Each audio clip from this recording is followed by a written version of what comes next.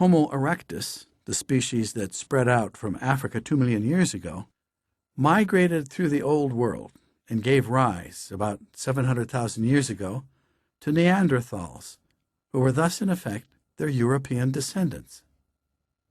Then, no more than about 150,000 years ago, another group, Homo sapiens or modern humans, also descendants of Homo erectus, but a group that had evolved without ever having left the mother continent, now chose to repeat the odyssey out of Africa, made eons before by their H. erectus ancestors. We have seen how the Neanderthals failed to interbreed with the new arrivals in Europe, and the same seems to have been true whenever H. sapiens encountered H. erectus. Wherever they met, the former displaced the latter, and the disappearance of the last Neanderthal, around 29,000 years ago, represents the extinction of the last of the non-modern descendants of H. erectus. Cahn, Wilson, and their colleagues had changed fundamentally the way we understand our human past. Subsequent research has confirmed Cahn and Wilson's conclusion. Much of the newer work has come out of the Stanford laboratory of Luigi Luca Cavalli Sforza, who pioneered the application of genetic approaches to anthropological problems. Raised in a distinguished Milanese family, Cavalli Sforza was fascinated with microscopes, and in 1938 he enrolled as a precocious 16-year-old in medical school at the University of Pavia. It turned out to be a very lucky choice, he notes. The alternative would have been service in Mussolini's army. When I first met him in 1951, Cavalli Sforza was still an up-and-coming bacterial geneticist. But a chance remark made by a graduate student would inspire a turn away from the genetics of bacteria toward the genetics of humans. The graduate student, who had trained to be a priest, mentioned that the Catholic Church had kept detailed records of marriages over the past 3 centuries. Realizing that in these records there lurked a wealth of research possibilities, Cavalli Sforza began to apply himself more and more to human genetics, and he probably remains one of a very few human geneticists who can legitimately claim to have found their vocation via the Church. Cavalli Sforza understood that the most convincing confirmation of Cahn and Wilson's assertions about human evolution would ideally come from genes only transmitted from father to son, i.e., some component of the human genome passed down through the male line. If one could arrive at their conclusions tracking the male lineage, taking a patrilineal route as opposed to the matrilineal path Cahn and Wilson found through mtDNA analysis, one could be assured of a truly independent corroboration. The male-specific component of the genome is, of course, the Y chromosome. By definition, the possessor of a Y is male. The Y chromosome, remember, is inherited by men from their fathers, whose sperm cells can contain either an X or a Y. Upon fusing with the egg cell, which always contains an X, the sperm thus determines our sex. XX combinations produce females and XY males. The Y chromosome, then, holds the key to the genetic history of men. In addition, because recombination occurs only between paired chromosomes, the use of the Y allows us to avoid that dreaded pitfall of evolutionary analysis, recombination. A Y is unique whenever it is present, and so there's never a matching Y with which it might trade material. In a blockbuster paper published in 2000, Cavalli Sforza's colleague, Peter Underhill, did for the Y chromosome what Cahn and Wilson had done for the mtDNA.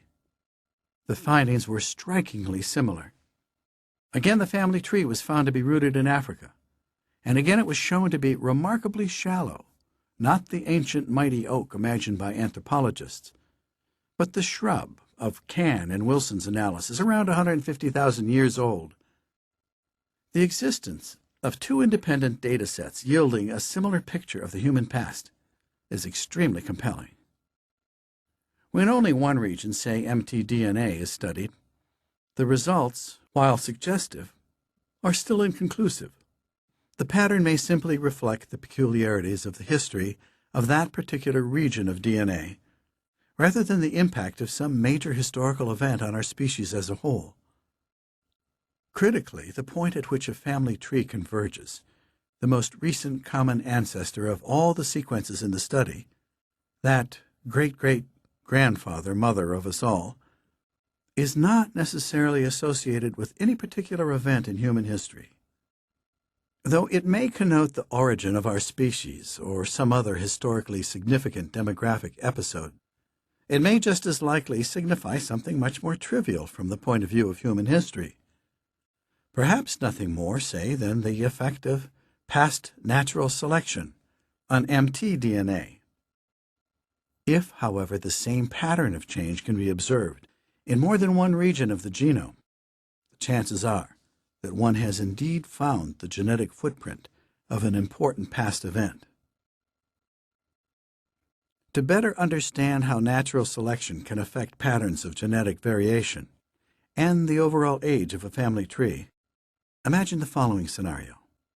150,000 years ago, the tribe of proto-humans boasted a plethora of mtDNA sequences, just as our species does today. But then, a beneficial mutation, one favored by natural selection, arose on one of those sequences. The mutation would increase in frequency until, after many generations, every member of the species would have it. Because there is no recombination in mitochondria, no exchange between mtDNAs, the selective process would affect the entire sequence in which a favored mutation first appeared. So every member of the species would end up with the same mtDNA sequence.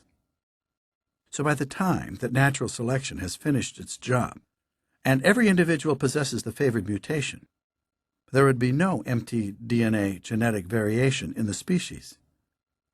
Gradually, over subsequent years, though, mutations would occur and variation would build up again.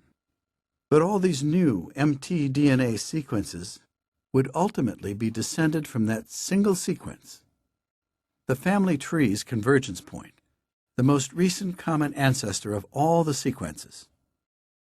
The pattern would be exactly what Can and Wilson found. But in this case, the convergence point represents nothing more than an episode of evolution's fine-tuning of mtDNA. This was the ambiguity that dogged Can and Wilson's result. Was it produced by evolutionary tinkering, or by something much more significant in the overall scheme of human prehistory? But when Underhill observed a similar pattern for the Y chromosome, that ambiguity vanished. The coincidence suggested forcefully that at the moment in question, 150,000 years ago, human populations did indeed undergo a radical genetic alteration, one capable of affecting mtDNAs and Y chromosomes simultaneously. The phenomenon involved, to which we shall turn in a moment, is called a genetic bottleneck.